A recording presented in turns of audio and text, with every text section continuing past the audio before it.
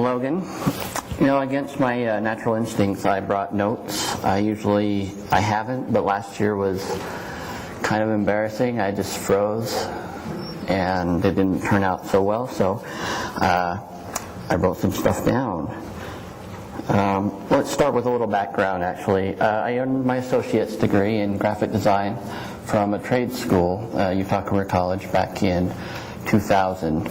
I really enjoyed doing graphic design, but the field was so saturated, it was pretty hard to find a job back then, and now I'm sort of out of the loop as far as my knowledge of the whole field. But now I paint, which I enjoy a lot better. I've always loved to draw ever since I was a kid. I currently work as a self-employed artist. I sell originals and prints, and I do commission work. So if any of you want a painting, give me your money.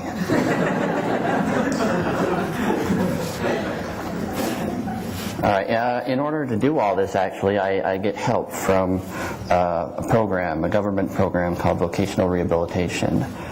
They help people with disabilities prosper. They pay for your education or for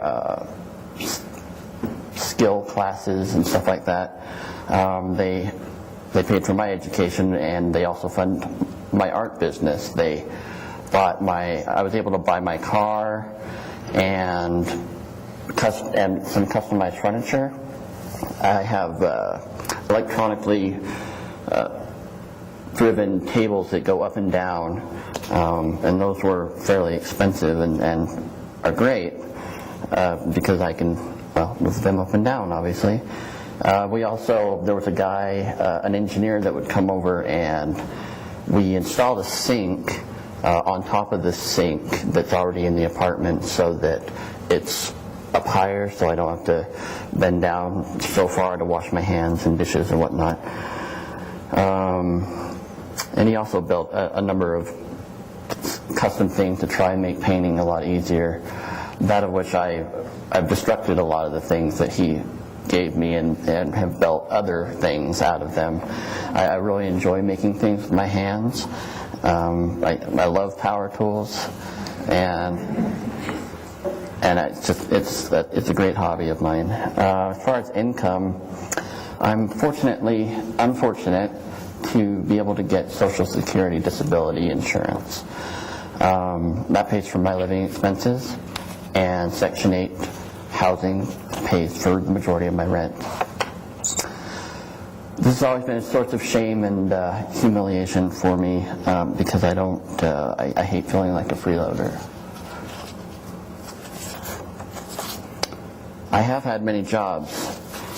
From my first job working at Hogo Zoo, which really sucked. I was 15. I had to wash tables out in the cold. It was horrible. My last job actually was doing data entry at a mortgage company, which I actually enjoyed.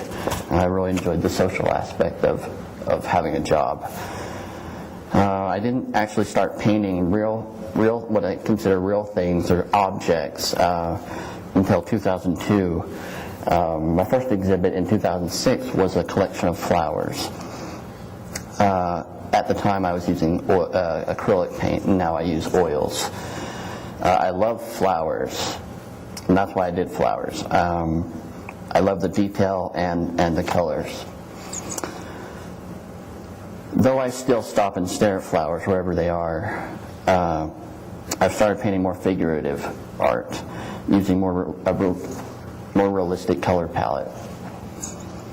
Currently I'm working on a series called the Syndrome series, which is based on pictures depicting the psychological and physical aspects of having Miller syndrome, but I've also been talking about it for 4 years, so I don't know if that's ever going to happen. We'll see. Miller syndrome affects many areas of my life, but I'll just pick out a few things to tell you now. Obvious area is physical appearance. I look different. This is brutally difficult for me. and resulting in extreme anxiety and depression. During my school years, from about age 13 or so, I started living in denial that I had any difference. I became hyper-focused on watching how normal people socially articulate themselves, then copied their every move the best as I could, from picking up a drink to posture and all body movements. This behavior was a catalyst for my OCD. I succeeded in my delusion of normalcy until after I graduated from high school and was in my early 20s. My bubble started to crack. I tried to keep it intact with excessive amounts of alcohol and marijuana. It didn't work for some reason. So it made things harder. Weird, right? At any rate, my bubble broke. In fact, it imploded. I realized how all my disabilities were affecting my life and how they would affect my entire future.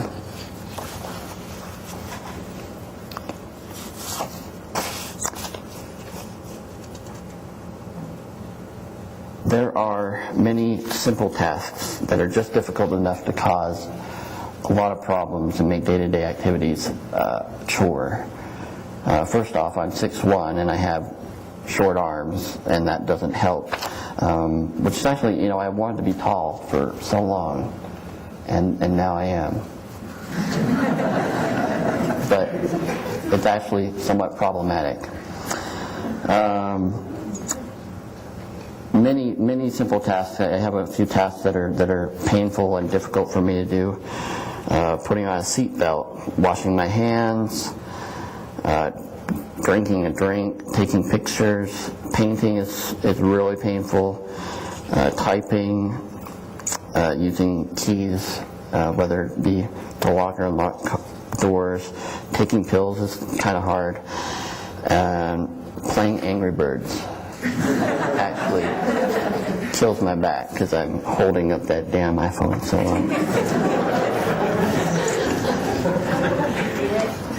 Something as simple as reaching in my jeans pocket for change is hard. I'll show you an example. Well, all right, we'll see. Okay, see, so I have to get this. So I want my wallet. Take that. And especially if it's like 4 cents. And, it's just a pain. And then having to deal with money and transactions is difficult. I get very self-conscious that the cashier has to sit there and wait while I dig through my pockets. And a lot of people usually, I think, forming up behind me, and that makes it even worse. So I just use a credit card now. At the grocery store, I have trouble pushing the cart. It's hard to have a good leverage because I need to hold the bars parallel like this, so I have to hold it like this, and so I don't have the wrist articulation to push it like you would, or you would. So I kind of hold on to the sides and push it that way, and very often I actually just shove it, and then I walk behind it. And it just rolls. It works, but most of them, when the wheels are all screwed up, it doesn't work.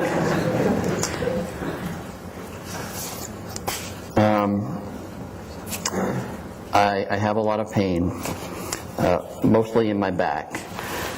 It's primarily due to what I think is not actually having a wrist, and all the things that you need to do that you normally just use your wrist, and picking up a drink or riding or anything.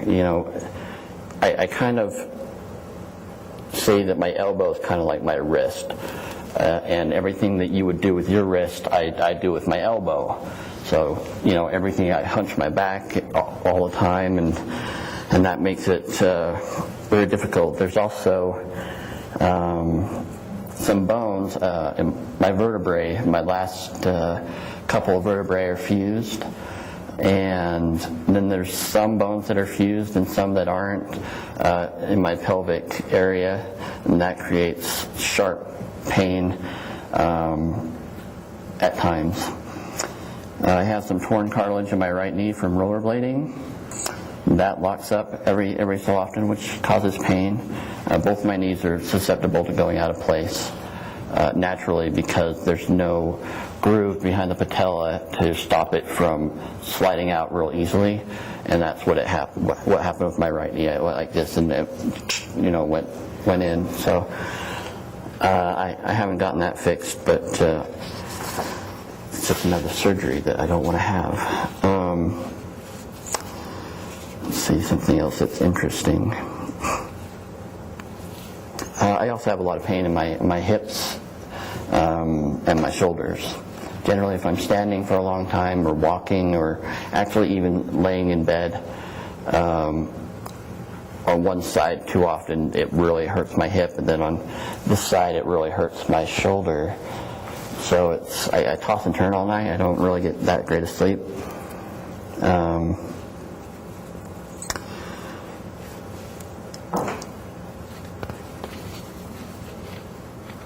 I have to endure a lot every day. There's not really any good words except for all the words that I've just used to tell you. I'm happy the pain is primarily managed, actually. Because I like being as active as I possibly can. I love to golf. Golfing makes me very happy sometimes. When I'm golfing well, it makes me happy. Happiness hasn't been easy to come by. Fortunately, I have some really great doctors up here at the University of Utah. I see them in a special program called the Neurobehavioral Home Program, which I qualify to see them because I have the autism spectrum disorder. Through many years of trial and error, we found the right mix of antidepressants and other medications that help issues other than Miller's, like my ADHD, the OCD, and the depression.